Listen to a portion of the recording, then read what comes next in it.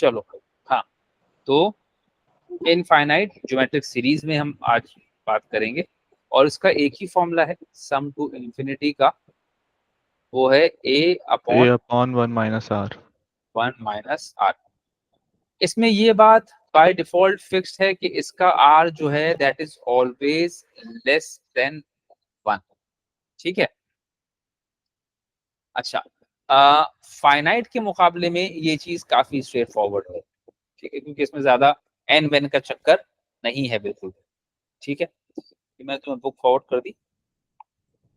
अब पहला सवाल है मेरे पास, पेज नंबर है ये 177। ठीक है, क्या कह रहे हैं? The first four terms of a geometric progressions are 5, 4, 3.2 and 2.56। ठीक है, तो पहले तो मैं ये लिख देता हूँ कि आपके पास एक ज्योमेट्रिक सीक्वेंस है, उसकी पहली चार टर्म्स दी हुई है 5, 4, 3.2 एंड 2.56। ठीक है, पार्ट ए में आपसे कह रहे हैं फाइंड द कॉमन रेशो, और पार्ट बी में आपको कह रहे हैं find the sum to infinity. ठीक है। अच्छा, अब आमतौर पे जो है वो, जैसे अब ये सवाल तो बड़ा स्ट्रक्चर होके चल रहा है ना, उसने पहले कॉमन रेशियो मालूम करवा लिया, वरना मैं अगर आपको एक सीक्वेंस दूं और आपसे कहूं find the sum to infinity, तो ये अंडरस्टूड है कि सम टू इंफिनिटी मालूम करने के लिए ए और आर चाहिए आर होगा। चाहिए। तो आर आप फिर उसके बिना कहे भी मालूम करोगे ही। जी। ठीक है। अच्छा, आर का फॉर्मूला वही है हम्म। T2/T1 और T3/T2। T2। तो भाई ये हो गया 4/5 और 3.2/4। तो ये दोनों 0.8 ही बनते हैं। तो कॉमन रेशियो मेरा 0.8 या 8/10 या 4/5, जो भी आप कहना चाहें। तो मैं 4/5 ले लेता हूँ इसको, शायद आसानी हो जाए। ठीक जी। है, ये बात। अच्छा, जी। फिर सम टू इन्फिनिटी का फॉर्मूला बड़ा स्ट्रेट फॉरवर्ड सा है, ए अपॉन 1 - r। ए मेरे पास है 5 और 1 - 0.8 ही आसान था, 0.8 ही लेता हूँ। सही हम्म। है, 0.8 से जल्दी हो जाएगा। 5 डिवाइड बाय 0.2। 0.2। तो 0.2 का मतलब है 2/10, 10 वहां जाकर मल्टीप्लाई, तो ये 25 हो गया। ठीक है, सम टू इंफिनिटी मेरे पास 25। बात समझ में आई? जी। ठीक है, यानी मैंने 0.2 को 2/10 किया, डिवाइड वाला 10 ऊपर जाके मल्टीप्लाई हो गया। जी। सही है। तो एक तो ये है, और एक सवाल और है इसमें, ये वाला। Part B. अब नहीं, पार्ट, हाँ हो नहीं गया। ए और बी तो हाँ। हाँ वो हो गया, हो गया। हाँ, दूसरा सवाल है, a geometric progression has a common ratio of -2/3।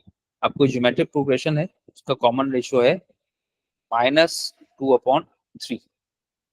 सही। And the sum of the first three terms is 63, और उसकी जो पहली तीन टर्म्स तक का सम है वो है 63। Find the first term of the progression. पहले पार्ट में क्या कह रहे हैं कि फर्स्ट टर्म बताइए, और दूसरे पार्ट में कह रहे हैं कि सम टू इंफिनिटी बता दीजिए। सही है। अच्छा, अब ये भी वही बात हो गई कि सम टू इंफिनिटी बताने के लिए ए पता होना चाहिए ए ही में। है आपको। जी। ठीक है, तो वो खैर उसने पहले ही मांग लिया। तो अब ए मालूम करने के लिए उसने तुम्हें दो चीजें बताई हैं, आर बताया हुआ है और सम टू थ्री टर्म्स बताया हुआ है। जी। तो अब सम का फॉर्मूला कौन सा रहेगा, इन्फिनिटी वाला या एस एन वाला? एस एन वाला। एस एन वाला। ठीक है। अच्छा, अब जब एस एन लगाओगे तो एस एन के दो फॉर्मूले, पहले मैं दोनों लिख रहा हूँ, 1 - RN/-R और S N equal to a into RN-1/R-1। कौन से वाला लगेगा तुम्हारे ख्याल में? इसमें माइनस है तो पहला वाला। हाँ, कॉमन रेशियो लेस देन 1 है, ठीक है। जी। तो मैं सम टू थ्री टर्म्स सीधा सीधा इस वाले फॉर्मूले से पता करूंगा, a into one minus R. तो a की जगह तो मुझको a ही लिखना पड़ेगा, 1 की जगह 1। कॉमन रेशियो क्या है? -2 अपॉन, कॉम्बिनेशन -2/3। और n क्या हो गया? 3 हो गया, जी। सही। इसको भी स्क्वायर ब्रैकेट किया, whole divide by 1 minus -2 upon nine. 3। और ये सम टू थ्री टर्म्स की जगह मैंने क्या लिख दिया?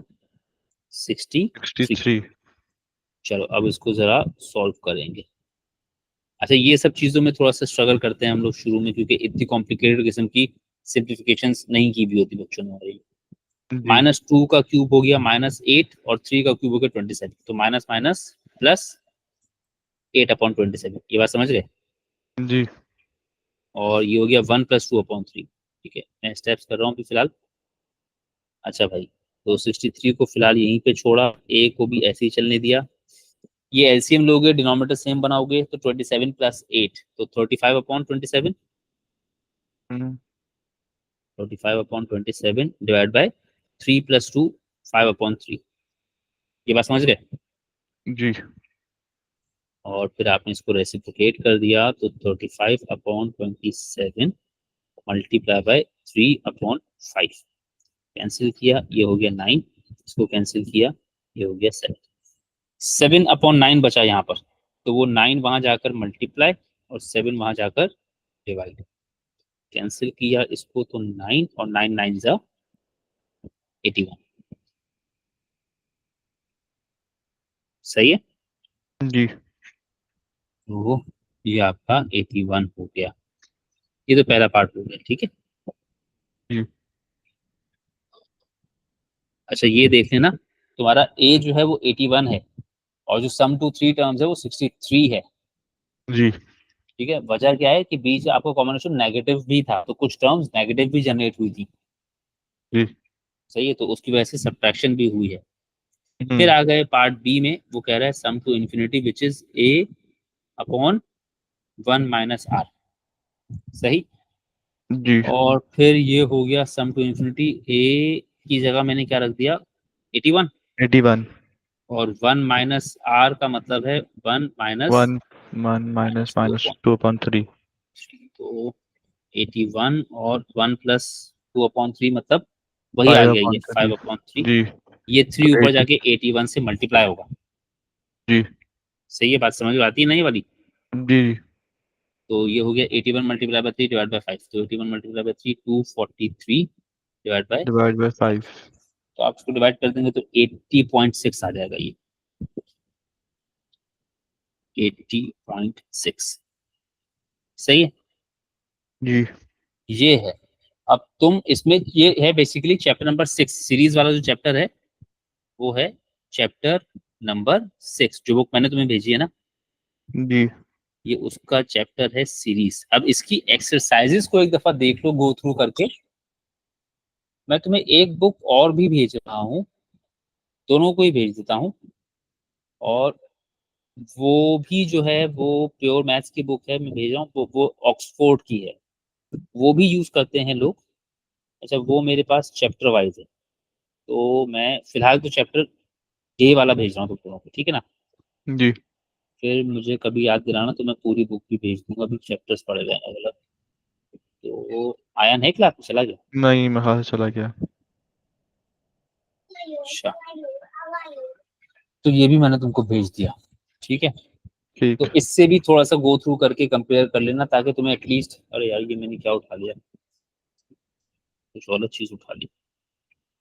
अच्छा, मैं फ्री होके फिर देख के भेजूंगा, पता नहीं मैंने शायद ठीक। कुछ गलत चीज उठा ली, या शायद मिल गई। तो इसको भी तुम लोग जो है ना, वो एक दफा देख लेना कि इसमें से ही कोई चीज अगर निकल आए ऐसी जो लगे कि मुश्किल है या समझ में नहीं आ रही, तो वो भी तुम लोग मुझसे पूछ लेना, ठीक है। ठीक। अच्छा, ये तो सीरीज का मसला हुआ। अब जाएंगे आप डिफरेंशिएबिलिटी की तरफ। अच्छा, डिफरेंशिएबिलिटी मैं तुमको थोड़ा सा शुरू का तो अपने तरीके से पढ़ाऊंगा, फिर उसके हम्म। बाद बुक की तरफ ले जाऊंगा, ठीक है। ठीक। तो अब हो सकता है मेरा तरीका थोड़ा सा मुख्तलिफ हो, लेकिन खैर वो तुम फिर मैनेज कर लेना उसको अपने हिसाब से। हम्म